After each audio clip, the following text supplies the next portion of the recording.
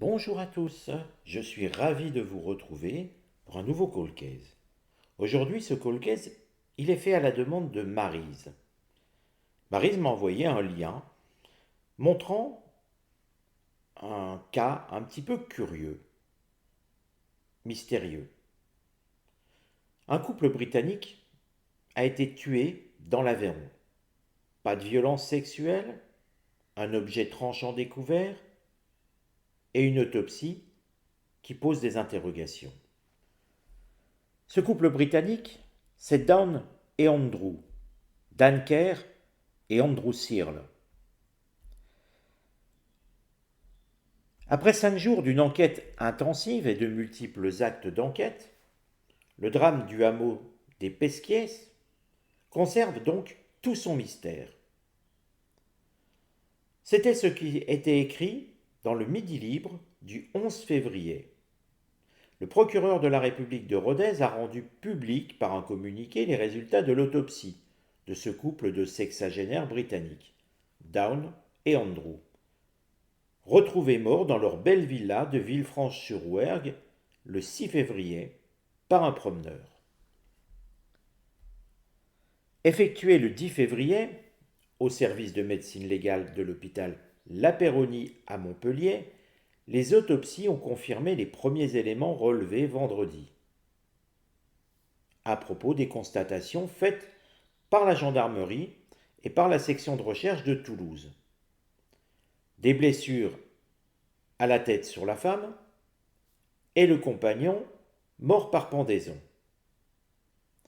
Alors, ce qui était écrit, c'était que Madame Kerr avait reçu plusieurs coups portés au niveau du crâne au moyen d'un objet contendant et tranchant. Aucune trace d'atteinte sexuelle n'était retrouvée. Le décès de M. Searle avait été causé par la pendaison. Tout ça, ça laisse quand même des interrogations. Selon le magistrat, la maison paraissait avoir été fouillée sommairement, ce qui pourrait laisser penser à un cambriolage ayant mal tourné ou à une agression crapuleuse. Une piste qui pourrait être toutefois n'être qu'un leurre ou une mise en scène, car de l'argent liquide était retrouvé dans la chambre du couple, c'est ce que précise le procureur de Rodez. De plus, si Downker, l'épouse, a été retrouvée en partie dénudée devant sa maison, la proximité était découverte, enfin, à proximité, pardon, était découverte une boîte contenant des bijoux. Là encore, si c'est un cambriolage, le cambrioleur n'était que peu doué. En revanche, aucun objet ou arme susceptible d'avoir causé les blessures n'a été retrouvé par les enquêteurs, ce qui semble montrer qu'on s'est débarrassé de l'arme, ou qu'on l'a emmenée, ou que les enquêteurs sont passés à côté. Les lieux ont pourtant été très longuement fouillés et inspectés par les techniciens d'identification criminelle de la gendarmerie. Mais l'erreur est humaine et on pourrait penser que peut-être les gendarmes sont passés à côté de l'arme, ou encore une fois que cette arme a été emmenée, et si elle a été emmenée, c'est que forcément il y a un tiers. Les investigations continuent de se poursuivre, notamment pour déterminer si le drame résulte d'un crime conjugal, suivi d'un suicide, ou procède de l'intervention d'un tiers, c'est ce que conclut le procureur. Des analyses supplémentaires, anatomo-pathologiques et toxicologiques, sont en cours afin de déterminer les circonstances précises du drame. Ce que je vous propose, c'est avec l'oracle de Béline d'essayer par quelques questions de comprendre ce qui a pu se passer pour ce couple d'Anglais, ce couple de Britanniques, pardon, venus en terre de France pour y trouver la mort. Forcément, déjà, vu le contexte, vu la façon dont les corps sont découverts, contusion pour une personne, on a l'impression d'une mise en scène. J'ai bien l'impression, il n'y a pas de certitude, hein, c'est qu'une impression. Je suis tenté déjà de regarder comment évoluait la relation du couple entre Andrew et son épouse. C'est la moindre des choses que de commencer par là. Imaginez qu'on commence à comprendre que ça n'allait pas au sein du couple, on peut éliminer à ce moment-là le tiers. C'est pas forcément sûr à 100%, mais c'est au moins par là qu'il faut commencer. Donc déjà, première question, comment évoluait la relation entre Dawn et Andrew? Si tout va bien de ce côté-là, on pourra commencer à regarder s'il y a eu un tiers et ce qui s'est passé, à essayer de comprendre. Alors, on commence tout de suite. Si on regarde la relation, c'était des gens qui s'appuyaient, s'entraidaient. Ils étaient là l'un pour l'autre. Alors bien sûr, tout peut évoluer différemment, mais déjà avec cette carte jupitérienne, on a l'idée de quelque chose qui est dans la continuité, dans l'expansion. Pour moi, c'est un couple qui s'est bâti sur aussi une entraide mutuelle, une entente mutuelle à travers le temps et les années. Ce qui a été contre, alors nous avons une notion de trahison. Alors trahison ne veut pas forcément dire adultère, trahison, ça peut aussi simplement être mensonge. Un mensonge est aussi une trahison. Et ça a quand même causé des angoisses à la personne qui a été trahie, donc à l'un ou à l'autre. Nous avons le septénaire de la Lune. Le septénaire de la Lune, comme je vous l'explique toujours, c'est l'idée de petits maux de ventre, les intestins qui se tortillent. Vous voyez, on n'est pas bien, on ne se sent pas bien. Et donc, quelque part, on voit que, eh bien, si ils ont toujours été là pour l'un pour l'autre, il y a eu aussi des mensonges. Maintenant, tout dépend de la teneur du mensonge. On va bien voir l'évolution. Dans les couples, rares sont ceux où il n'y a jamais eu aucun mensonge. Soyons honnêtes, ne serait-ce que pour ne pas faire souffrir l'autre. Mais c'est un mensonge. Donc vous voyez, il faut faire attention à la teneur et à la nature du mensonge. Le conseil pour ce couple. L'oracle ne leur aurait pas conseillé de se séparer. Ce qui semble montrer qu'ici, le mensonge est plutôt minoré. En effet, si le mensonge avait été très grave, au point que le mensonge aurait pu emmener justement à une dispute et pourquoi pas à la mort de l'un des protagonistes du couple, l'oracle, dans sa grande sagesse, aurait préféré leur conseiller de se quitter, bien évidemment. Là non, l'oracle est dans une autre disposition, c'est plutôt de repenser à ce qui les attire l'un vers l'autre, ce qui semble montrer que eh bien, un des protagonistes a été regardé un petit peu en dehors du couple, mais ce qui ne veut pas dire qu'il y a eu adultère. Ça peut être simplement des discussions avec une personne, et forcément, dans ces cas-là, l'autre se sent trahi. Vous voyez, toujours en voyance, ne pas tomber dans l'exagération. Ne pas tomber tout de suite à s'enflammer, à dire oh là là, ils se sont trahis. Voilà. On regarde l'ensemble du tirage. Si vous-même vous faites des tirages, soyez toujours prudent. Ne pas tirer de conclusions hâtives à mi-parcours dans le tirage. Sinon, vous allez aller dans le mur. Là, vous voyez, rien ne dit qu'ils vont s'entretuer.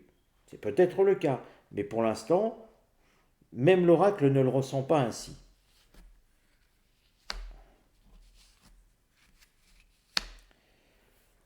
Et vous voyez, nous avons au centre de tout ça la carte Amor, qui montre plutôt un couple uni, amoureux. Les sentiments sont là. Or, certes, il y a bien eu mensonge ou trahison, mais quelque part, ça donne toujours au couple la force de rester ensemble. C'est donc que, de leur point de vue, ce mensonge ou cette trahison n'est pas catastrophique. Parce qu'il faut toujours aussi se mettre du point de vue des personnes. Si, on va dire, l'un considérait que c'était rédhibitoire, on aurait eu autre chose. On n'aurait pas la carte amour, on aurait des cartes martiennes. La finalité, elle montre simplement que le couple baissait en intensité. En effet, la carte départ n'est pas de l'idée d'un nouveau départ. La carte départ doit être prise autrement. C'est une carte qui montre des oiseaux sur une île. Je vous la montre de près. Les oiseaux quittent l'île parce qu'il n'y a plus rien à manger dessus. Et ils vont vers d'autres cieux. Alors, elle indique aussi que quelque part, et je le dis trop souvent, quelque part, j'en suis désolé, un petit tic de langage, en tout cas, cette carte montre que au final, le couple ne retrouvait pas la force qu'il avait auparavant. Nous en sommes là au moment du décès. Ça nous montre donc que certes, il y a des difficultés dans le couple, mais les sentiments sont toujours là, que ces difficultés, en tout cas, montraient que le couple ne redeviendrait pas aussi solide qu'il l'était auparavant, mais ça ne montre pas un couple qui se chamaille, qui se frappe. Nous n'avons pas de carte martienne, on sent plutôt un couple dans la blessure. Alors vous auriez raison, c'est que les blessures peuvent parfois faire commettre des bêtises. C'est vrai. Mais j'ai demandé l'évolution. Nous aurions eu ici cette carte à cette place-là et là en bas une carte martienne. Je vous aurais dit qu'effectivement la trahison, malgré le fait que l'oracle souhaitait qu'ils fassent tout pour se remettre dans le bon sens, ils sont arrivés à un point de non-retour et ils se sont frappés ou disputés. Là, on n'est pas du tout ça. Là, avec la carte de départ, ça montre que le couple a connu un sommet, son zénith, ils ne sont plus au zénith, mais ils sont toujours amoureux. On imagine donc mal qu'ils se soient entretués. Il reste une possibilité, c'est vrai, un moment de folie, mais là encore, nous aurions eu une carte martienne. Nous n'en avons pas. Je serais tenté de penser qu'à partir de là, nous avons affaire à une tierce personne. Tierce personne, tout simplement parce que on peut mettre l'idée du cambriolage, mais ça peut être une mise en scène, mais faite par un tiers aussi, et qui agit sous d'autres motifs que vouloir prendre l'argent de ce couple britannique. À présent, ce que nous allons essayer de regarder, c'est d'en savoir plus, notamment sur les motivations de la personne. Parce que n'oublions pas que les gendarmes, j'ai un petit peu forci le trait pendant le résumé du texte, je vous ai dit, ils sont peut-être passés à côté, mais peut-être que simplement ils ne sont pas passés à côté. Ils ont cherché, ils n'ont pas trouvé l'objet, et que l'objet a disparu, et donc, s'il a disparu, il a bien fallu que quelqu'un l'emmène. Et ce quelqu'un ne peut être qu'un tiers. Donc finalement, la question tant attendue, quelles étaient les motivations de la tierce personne qui a assassiné les deux couples, enfin le couple anglais?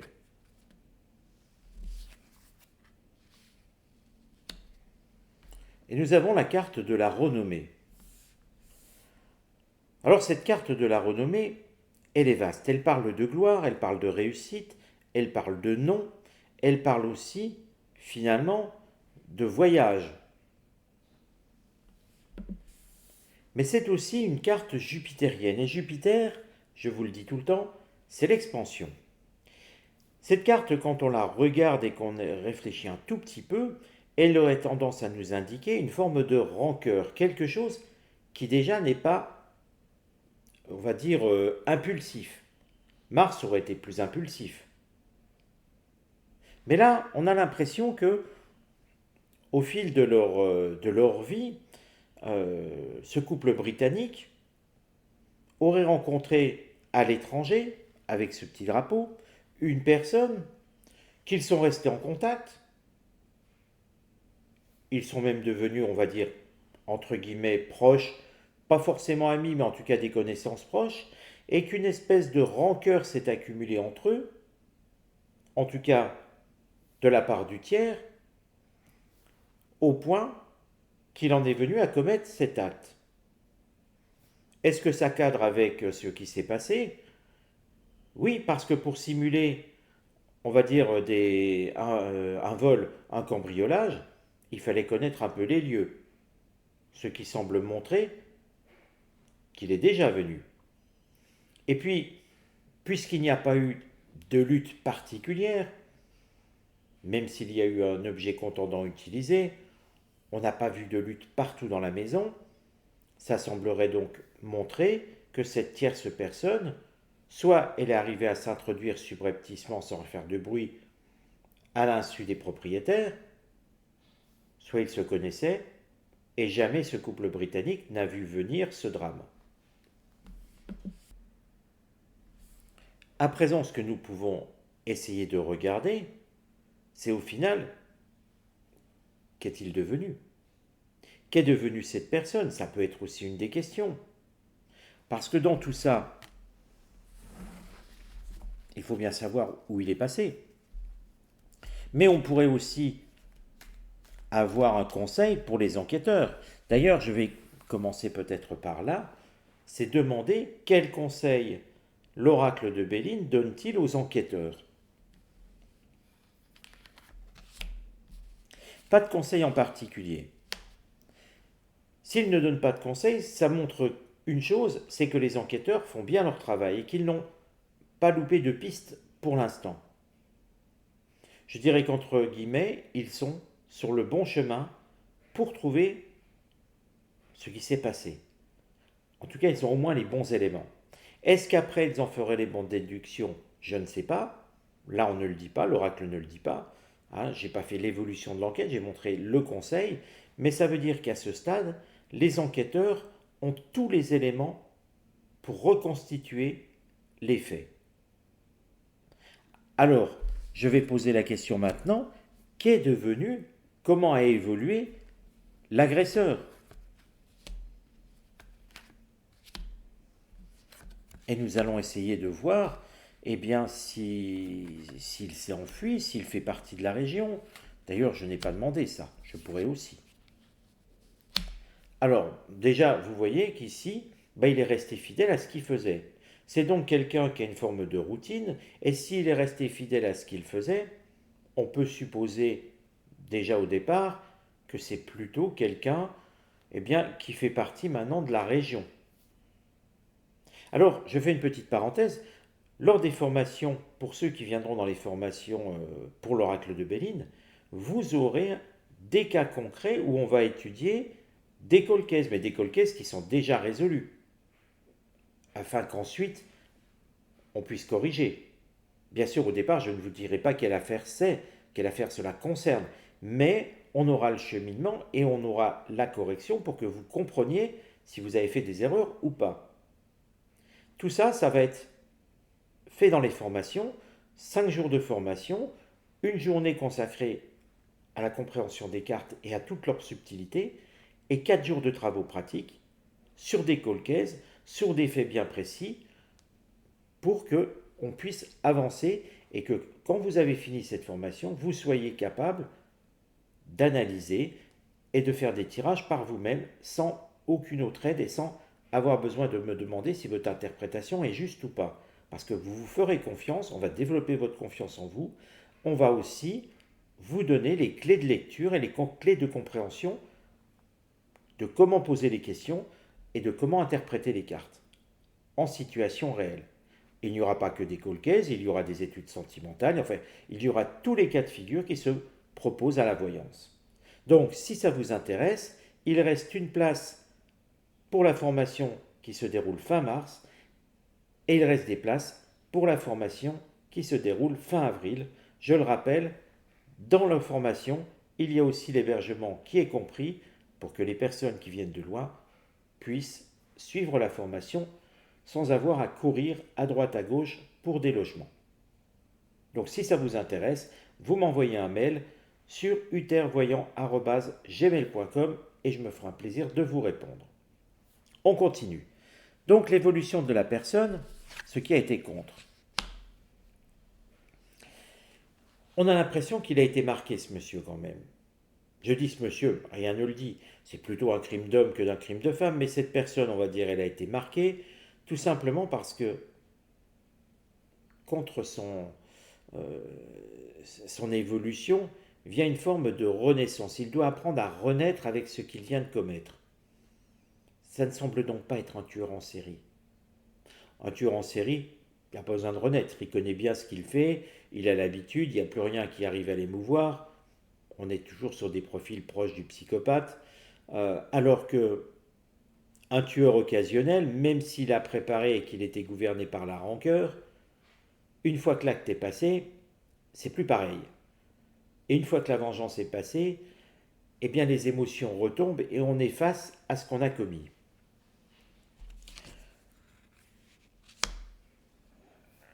Le conseil de l'oracle est de chasser le malaise. Alors, effectivement, ça renforce l'idée que cette personne C'est un occasionnel, ce n'est pas un habitué des tueries.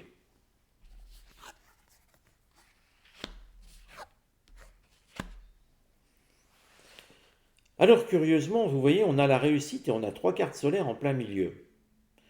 Ce qui montre que c'est quelqu'un qui trouve des solutions.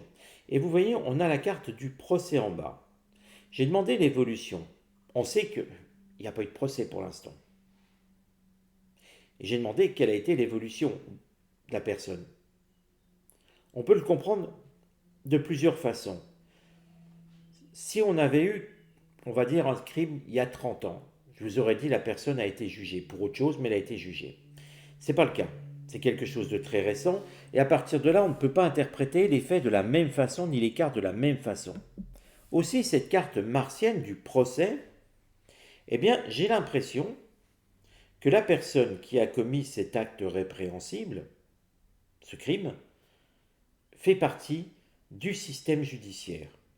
Alors ça peut être aussi bien un enquêteur, ça peut être aussi bien un policier, ça peut être aussi bien un gendarme, ça peut être très bien un juge, un magistrat, un avocat, enfin vous voyez, la panoplie est grande. Mais je ressens l'idée de la loi. Je ressens l'idée de quelqu'un qui travaille autour de la loi.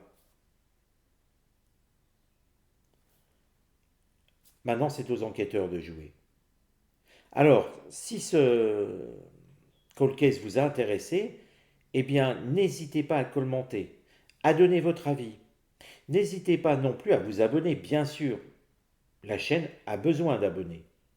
Et puis, ça vous permettra de suivre les prochains cold cases aussi.